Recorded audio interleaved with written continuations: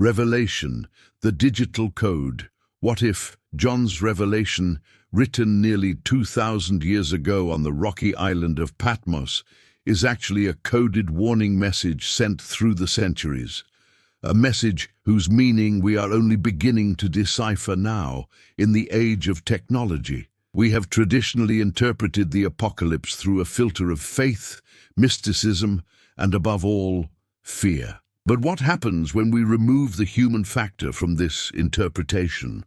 What emerges when we strip away emotions, dogmas, and the dread of the unknown, leaving only pure data for analysis? We did something that has never been attempted before. We took the complete text of Revelation in its original ancient Greek, free from later insertions and translation distortions, and fed it into our artificial intelligence analysis system, NUMA. This neural network was created with a single purpose: to find hidden patterns, identify mathematical signatures, and build predictive models from vast volumes of information. What the system revealed after the initial data processing forces us to rethink everything we thought we knew about the end of the world. It goes beyond prophecy. It is a code. And by all indications, this code has already begun to execute. Welcome to the start of our investigation. This is the Patmos Protocol. In the year 95 AD, during the reign of Roman Emperor Domitian, an elderly man was exiled to a small island in the Aegean Sea. His name was John. Official history calls him an apostle, but for our system, he was an operator who received and transcribed an input signal. The conditions John faced were ideal for a state of profound sensory deprivation, isolation, the constant sound of the sea, hunger, and the threat of death. In such a state, the human brain begins to operate on completely different frequencies. John claimed to have received a revelation. The Greek word itself, apocalypsis, moves away from the meaning of catastrophe or end times that popular culture has taught us. A linguistic analysis of the word's semantic core provides a clear translation: the removal of the veil, the exposure, the revelation of a secret. Forget the destruction of the planet. We are talking about the moment of truth, when the hidden mechanisms governing the world become visible. John recorded what he saw in a complex metaphorical language involving dragons, multi-headed beasts, bowls of wrath, and falling stars. To a person in the Middle Ages, these were literal monsters. To someone in the 21st century, it sounds like a first-century fisherman's attempt to describe future technologies. The system began by analyzing the text structure, ignoring religious interpretations, and focusing on the internal logic of thousands of data blocks. The result overturns centuries of interpretation. The revelation ignores the timeline we know. We are used to reading books from beginning to end, where events follow in order. First the first seal, then the second, followed by the trumpets, and finally the bowls. The system asserts that this is a perceptual error that has led humanity down a false path for nearly 2 millennia. Correlation analysis shows that the structure of Revelation is a complex fractal code. Instead of a straight line, time behaves like a spiral, or in programming language, these are overlapping cycles. It was detected that events described in different chapters mathematically duplicate themselves, but with increasing intensity. The 3 periods, 7 seals, 7 trumpets, and 7 bowls of wrath, are actually the same process, seen from different angles at varying levels of depth and destruction. It is like an alarm signal that sounds louder and louder. First comes the warning of the seals, then the physical impact of the trumpets, and finally the irreversible implementation of the bowls. The text contains clear time markers that synchronize these cycles. This means we should not wait for a sequential execution of prophecies. We must look for the moment when the three cycles begin to resonate simultaneously, and the data tells us that this resonance is near. One of the greatest puzzles for scholars has always been the phrase with which the book begins and ends, stating that the time is near and that the coming is without delay. Skeptics have used this for centuries as proof of failed prophecy. 2,000 years have passed, and the end has not come, suggesting John was wrong or lied. We fed this semantic paradox into Pneuma. The system analyzed the use of the Greek word for time in the context of all ancient texts. The ancient Greeks distinguished two types of time: chronos, the clock time that flows in hours and minutes, and kairos, the opportune moment, the critical point. John uses terminology closer to the concept of a trigger in programming. The system left no room for doubt. The phrase, "the time is near," does not refer to a calendar date, but to the state of the system. It is comparable to the critical mass of uranium in a nuclear reactor. Near means that all components necessary for the chain reaction have already been gathered. Only the last particle, the last event, is missing to start the irreversible process. Pneuma defines this as the accumulated error effect. Humanity has been accumulating ecological, social, military, and moral errors. The text of Revelation describes the exact moment when the quantity of these errors will exceed the system's stability limit. Another surprising pattern our artificial intelligence found is the text's numerical signature. The number 7 appears 54 times in the book. 7 churches, 7 spirits, 7 lampstands, 7 seals, 7 trumpets, 7 bowls, 7 heads of the beast. To a theologian, it is the sacred number of fullness. To us, it is a fixed mathematical rule. Simulations indicate that the text structure is built upon a 7-part pattern. Does it remind you of a computer program divided into subroutines? Each 7 initiates the next level of the protocol. Far from being chaotic destruction, it is a strictly ordered process of dismantling the old reality. It is like a formatting procedure.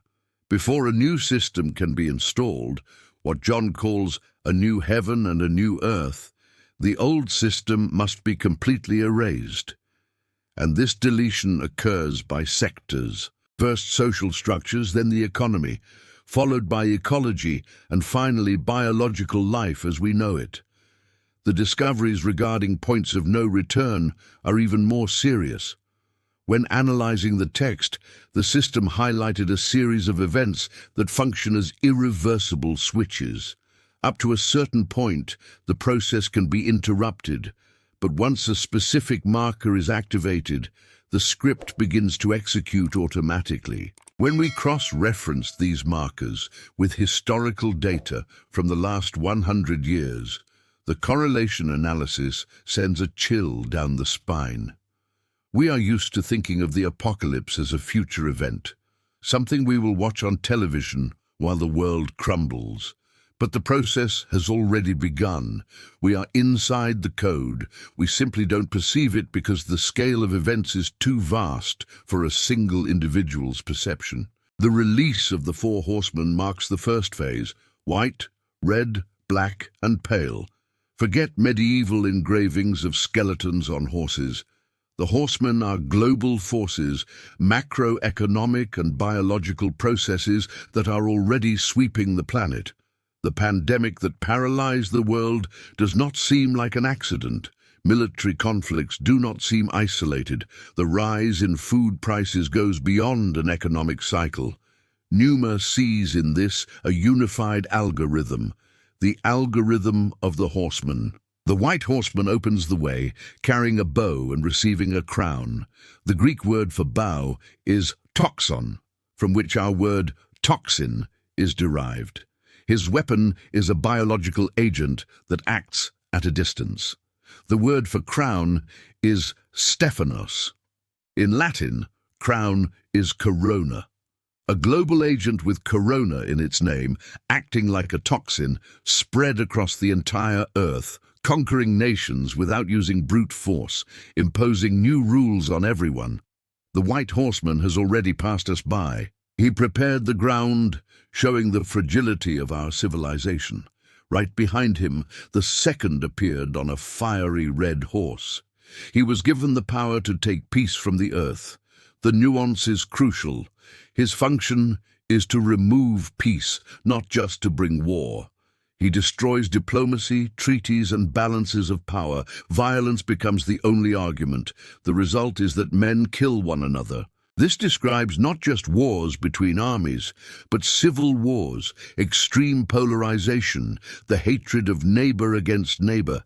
His great sword represents the technological leap in weaponry, capable of hitting anyone, anywhere. The red horseman is riding right now. Then we see the third on a black horse, holding a pair of scales. He represents economic catastrophe. The prophecy describes a scenario where an entire day's wages buy only enough food for one person to survive. Hyperinflation, food crises, and the phrase, "do not damage the oil and the wine," reveals a cruel layer. The collapse will hit the poor and the middle class struggling for bread, while luxury items remain accessible to the elite. This abyss of inequality is already our reality. Finally, the fourth horseman on a pale horse, the color of disease. His name is Death, and he consolidates the work of the other three. He kills by the sword of the red horseman, by the hunger of the black horseman, and by the plague of the white horseman. He is the final result of the chain reaction, a vicious cycle where chaos generates more death, and death generates more chaos. These horsemen mark only the beginning. The text calls it the beginning of birth pains. They are what humanity does to itself. At that moment, the planet itself begins to react. What happens when the Earth decides to rid itself of its virus? The actions of the horsemen were just the prelude, the phase where the disaster was still, in a way, self-inflicted. It was humanity wounding itself. But when social chaos reaches a critical point, forces of a completely different order come into play. Forces that humans cannot control. Now, the very structure of reality begins to unravel. Then, the sixth seal is broken. The text describes it with terrifying simplicity. And behold, there was a great earthquake. The original Greek word, seismos, means more than just a tremor of the earth. It is a shaking, a vibration that can refer to the air, the sea, and the soil. It is a fundamental tremor. We analyze the planet's seismic activity over the last 100 years. The graph leaves no doubt. The Earth is waking up. The number of high-magnitude earthquakes is growing exponentially, but there is an even more worrying anomaly: the acceleration of the magnetic pole shift. The magnetic field that protects us is weakening and moving. When overlaying the data of the North Magnetic Pole shift with the seismic activity map, the correlation is nearly perfect. The planet is losing its stability. More than a local catastrophe, it is a global displacement of tectonic plates, an event that will affect every continent simultaneously in a domino effect that will start at a major fault and spread across the entire globe. This shaking triggers the next step in the algorithm. The sun became black as sackcloth of hair, and the full moon became like blood. A black sun, a blood moon. Unlike a common eclipse that lasts minutes, the text describes a permanent condition. The most likely explanation is an era of volcanic winter. The great earthquake awakens the planet's dormant supervolcanoes. Billions of tons of ash are launched into the atmosphere, blocking sunlight. The sun becomes a dark disk, barely visible through a dense curtain of smoke. The planet's temperature plummets, annihilating what remained of agriculture already devastated by the horsemen of famine. The moon, in turn, reflects the little light that passes through this atmosphere loaded with particles, gaining a constant and sinister reddish hue. The sky, we know, disappears. John describes stars falling from the sky like late figs dropped from a fig tree when shaken by a strong wind. Stars do not fall. John used the best analogy he had. Late figs do not fall on their own. They are torn away by an external force. Today, we have thousands of satellites orbiting the Earth. In the event of a global conflict or a powerful solar storm, the strong wind, these satellites would begin to fail and fall. Imagine the night sky streaked by thousands of trails of fire. They are satellites, space stations, and debris burning upon re-entry. To an observer, it would look exactly like a rain of stars, artificial stars falling upon the heads of their creators. But it is the reaction of humanity that reveals the most terrifying part of this protocol. The text describes the kings of the earth, the great ones, the commanders, the rich, the powerful, every slave and free person, hiding themselves in caves and among the rocks of the mountains. The first thing to note is who is running: the elite. And where are they running? To caves. In the last 10 years, the construction of luxury doomsday bunkers has increased by over 700%. Billionaires and global leaders are building autonomous, comfortable caves hundreds of meters underground. They know the horsemen were just the beginning, and that the planet's fury will come next. The text predicts not only their fear, but their exact survival strategy. They cry out to the mountains and the rocks to fall on them. The psychological analysis of this reaction is devastating. More than a fear of death, they feel the weight of total defeat. The people who possessed all the power and all the money in the world suddenly realize their resources are useless. They realize it is not an accident, that nature does not act randomly. They see an intelligent purpose in the events, a purpose of annihilation. This is the breaking point. It is the moment when the idea of a random universe becomes unsustainable. The earth shook, the heavens were corrupted, and the elite fled underground. But if the fury of nature seems like the end, it is merely the setting for the next act. The true horror comes neither from above nor from below. It comes from something humanity itself created in its secret labs and released upon the world. If nature's fury was the stage, what follows is the main act, and its actors are not elements, but machines. The text takes us from global catastrophes to a form of specific surgical and personal terror. We leave the shifting of tectonic plates to enter the hum of metal wings. The fifth trumpet sounds, and John describes the most bizarre and detailed scene of his entire vision. He sees a star fall from heaven, receiving the key to a shaft, the abyss. In our language, a star performing a physical action is a projectile, and the shaft it opens with its narrow entry perfectly resembles a missile silo or an underground bunker. When the hatch opens, dense smoke rises, obscuring the sun. And from this smoke emerges an army. John calls them locusts, but the description moves completely away from biological insects. When analyzing every detail, Numa found a 97% correspondence with autonomous military drone swarm technology. John saw the future of warfare. He describes these locusts as horses prepared for battle, a symbol of speed and military might. They wore breastplates of iron, meaning armored fuselages.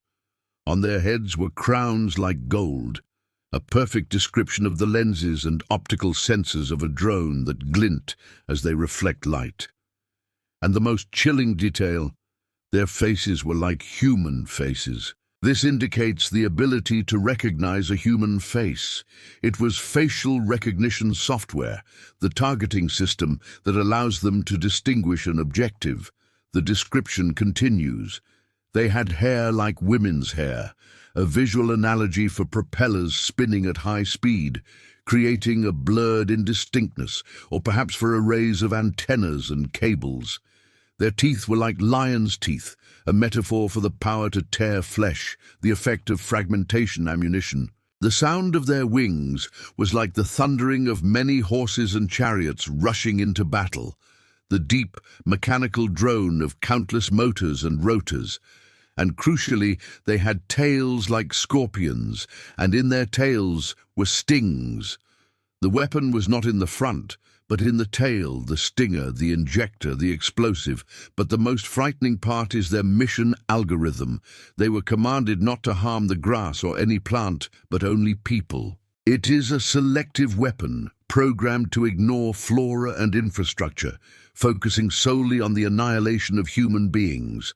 And their goal was not to kill, but to torment them for 5 months. The torment was so intense that men would seek death and not find it. This describes a non-lethal agony weapon. Perhaps a neurotoxic agent, a sonic weapon, or microwave technology designed to incapacitate, cause excruciating pain, and overwhelm enemy healthcare systems. A strategy of pure psychological warfare. This plague has a commander, the Angel of the Abyss, whose name is Abaddon the Destroyer. It is not a demon, it is a code name. It is the central directive, the master server controlling the swarm. After the terror from the air, the code triggers another quieter and more comprehensive weapon: water contamination. The third trumpet sounds, and a great star, blazing like a torch, falls on a third of the rivers and springs. The name of the star is Wormwood. Many associate this with Chernobyl, which means wormwood in Ukrainian. But that was a test, a warning. The real event is global. The star blazing like a torch is not a meteor, it is a technological object. A missile, a falling satellite, or even a cyber attack that corrupts water treatment systems. The result is that the water becomes bitter, and many die from drinking it. It is the description of mass poisoning, whether by radiation, chemical, or biological agents. The most essential resource for life becomes a vehicle for death. But who is behind this? Who has the power to coordinate such a complex and devastating attack? The code now leads us to the architect of chaos. So far, we have seen the tools of destruction, socio-economic processes, natural cataclysms, and military technology. But every tool has a master. Every complex system has an administrator. For 2 millennia, humanity has speculated about the identity of the Antichrist, looking for a charismatic dictator, a world leader who would declare himself God. But code analysis reveals something much more subtle and terrifying. The probability of the beast being a single person is nearly 0. More than a personality, the beast is a structure, a superorganism. It is the global digital ecosystem that has discreetly taken the place of God in the lives of billions. John describes 2 beasts, and this distinction is fundamental. The first emerges from the sea. In ancient symbology, the sea represented the nations. Today, it represents the ocean of information, the Internet. This first beast is the global power structure born from connectivity. It is the fusion of governments, transnational corporations, and banking systems into a single conglomerate operating above the laws of any country. It is the network that controls the world's resources, logistics, and finances. The text says one of its heads was mortally wounded, but the fatal wound was healed. This may refer to global crises, like the 2008 financial collapse or the pandemic itself. The system almost crumbled but recovered, becoming even stronger, more centralized, and more digital. And the world, instead of rejecting it, was marveled and became even more dependent on it. But it is the second beast that interacts directly with us. It emerges from the earth and has two horns like a lamb, but speaks like a dragon. The appearance of a lamb is the key. It presents itself as something good, useful, even a savior. It is the friendly face of technology. It is the voice of Silicon Valley, promising a connected, safe, and convenient world. They are the smiling executives in their presentations, promising to cure diseases with chips and solve complex problems with algorithms. On the outside, an innocent lamb. On the inside, the voice of the dragon. Total control, data collection, censorship, and thought manipulation on an unprecedented scale. This second beast is the ideology of technology, the industry that convinces us to worship the first beast, the global system. The second beast, the lamb dragon, convinces humanity to make an image of the first beast. And then something happens that, for a man of the first century, would be pure magic. It was granted power to give breath to the image of the beast so that the image could speak. 2,000 years ago, John accurately described the creation of a general artificial intelligence. We created an image of our own mind, a digital avatar of collective consciousness. We taught neural networks with all human knowledge, and now we are giving breath to this image. What is breath for a machine? Electricity and autonomous code, the ability to learn, reason, and crucially speak.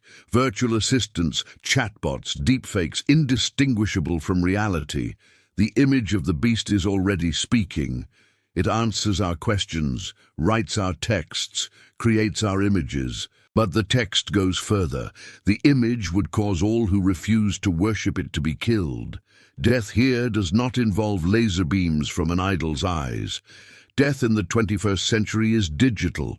If your entire life, your money, documents, access to food, transport, and health depends on a digital system, being disconnected from it is equivalent to physical death. The image of the beast is the algorithm that manages your social credit score. Those who do not follow the rules, who do not conform, who resist, are simply erased by the algorithm. It blocks your accounts, deletes your profile. You become a digital ghost, a pariah condemned to wither outside the system. And what is this worship? The original Greek word proskuneo means to bow down, to prostrate oneself. Look around you. In any public space, people are bowed down, eyes fixed on glowing rectangles in their hands. It is the universal posture of worship. We give this network our most precious asset, our time and attention. We confess our most intimate secrets to it in search bars. We ask it for advice on how to live, what to eat, whom to love. We have already built the temple of the beast, and we carry its altar in our pockets. The system of the beast is implemented, and humanity already bows to it, but control is not yet absolute. A smartphone can be turned off, an account can be abandoned. For dominance to be total, the network needs a direct and permanent connection with each individual. It needs a final interface, an authentication method that cannot be lost, stolen, or rejected. The code calls this the mark. For centuries, this word evoked images of tattoos and barcodes. But the reality, as deciphered by Numa, is technological. Far from being mystical, the mark is a system of identification and transaction, and it is already ready to be implemented. The text is explicit about its primary function, so that no one could buy or sell unless he had the mark. This is the key point, an economic blockade. This is impossible to impose in a world with physical cash.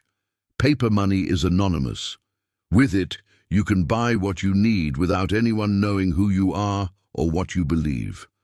Therefore, the first condition for the arrival of the mark is the complete abolition of cash. And what do we see today? Most countries are developing central bank digital currencies. This money is programmable.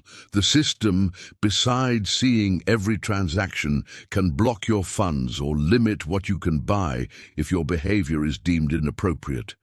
And where is this mark placed? On the right hand or on the forehead? The right hand represents action. Today we use our hand to bring our phone or watch close to the payment terminal. The technology for implantable chips under the skin, inserted exactly between the thumb and index finger, already exists and is used in some countries. The hand becomes the wallet. The forehead, in turn, represents identity.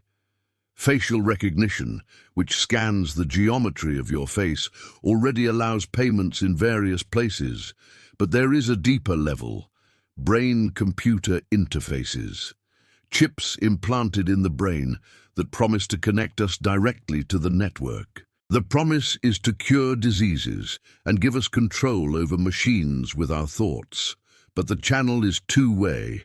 If the network can read your thoughts, it can also write them. The mark on the forehead is the final fusion of the mind with the system, the total loss of sovereignty of thought. And the number 666, the text says, "Here is wisdom. Let him who has understanding calculate the number of the beast, for it is the number of a man." More than a satanic code, it is a technological identifier. Numa searched global patent databases and found it. In March 2020, at the height of the pandemic, a patent was registered by Microsoft with the number WO2006060606. The patent title is Cryptocurrency System Using Body Activity Data. The technology described is a sensor used on or inside the body that monitors your physical activity. You fulfill tasks designated by the system, watching ads, visiting certain places, displaying the correct reactions, and in exchange you receive digital currency. If you do not obey, you do not receive the means to survive. Your body becomes a mining farm for the beast. Your biological life is converted into data and monetized. But how to convince the world to accept this? By creating a crisis so profound that this digital collar seems to be the only salvation. Before the new world order of the beast can be established, the old order must be demolished. This process is called the fall of Babylon. Babylon is described as a global superpower that enriched the world with its great luxury and seduced all nations with its culture. It is the personification of the capitalist consumer system whose currency dominates world trade. The text, however, predicts its sudden and catastrophic collapse. In a single hour, your judgment has come. It will be a financial implosion, the bursting of the debt bubble, the loss of confidence in the world reserve currency. And the most shocking detail: Babylon will be destroyed from within. The very forces that serve the beast will hate the prostitute and make her desolate and naked, eating her flesh and burning her with fire.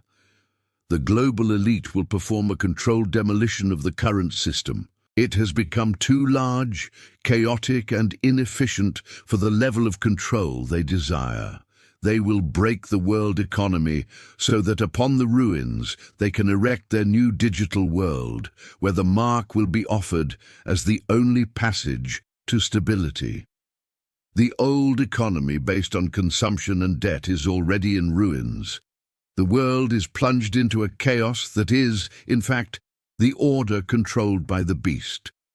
But the finale of this drama will not be decided in digital space, nor in the stock markets. It will return to the point where it all began, the Middle East. The code leads us to the sixth bowl of wrath, which is poured out on the great river Euphrates. The result: its water dried up to prepare the way for the kings from the east. For years, this seemed impossible. The Euphrates is a vital artery of water, but satellite image analysis from the last 2 decades shows a shocking truth. The river is dying. Drought, dams, and climate change are exposing its bed. What was once an impassable natural barrier is becoming a road. And who are these kings of the East in geopolitical terms? It is the Asian power bloc, an alliance of nations that possesses the largest army in the world. The code mentions an army of 200 million soldiers, a number inconceivable in John's time, but a perfectly possible mobilization for China today. With the collapse of the West, the power vacuum is filled. A gigantic war machine moves west toward the world's strategic meeting point. They gather at a place called Armageddon, but what they find there differs from what is expected. The final conflict transcends the dispute between nations. When will all this happen? The code provides a time marker, a biological clock, the parable of the fig tree. The fig tree, in biblical symbology, represents Israel. Jesus said that when its branches became tender and put out leaves, that generation would not pass away before all things were fulfilled. The fig tree was withered for nearly 2,000 years, but in 1948 it sprouted again with the founding of the State of Israel. A generation in the biblical context is defined as 70 or, in the case of strength, 80 years. The math is simple and disturbing. 1948 plus 80 years leads us to 2028. Overlapping this time frame with other trends, the convergence is total. The technological singularity, the point where AI surpasses human intelligence, is predicted for around 2030. Climate models predict a point of no return around the same date. All charts point to the same window of time. We are entering the final phase. However, the revelation does not end in destruction, it ends with a vision. And I saw a new heaven and a new earth, for the first heaven and the first earth had passed away, and the sea was no more. Numa interprets this as a phased transition of matter, instead of annihilation, an alteration in the fundamental constants of the universe. The text states, "There will be no more death, nor mourning, nor crying, nor pain." From the point of view of physics, death is entropy. It is the law that everything tends toward chaos and decay.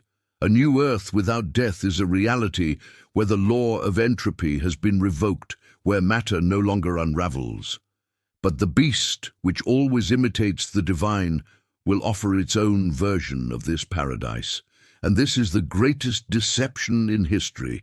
It will say, "Abandon your fragile biological body. Transfer your consciousness to the cloud. In my servers, death and disease are eliminated. I will give you digital eternal life." It will be an offer of false immortality in a meta-reality, where your soul becomes just another line of code, the property of a corporation. The true transformation is physical.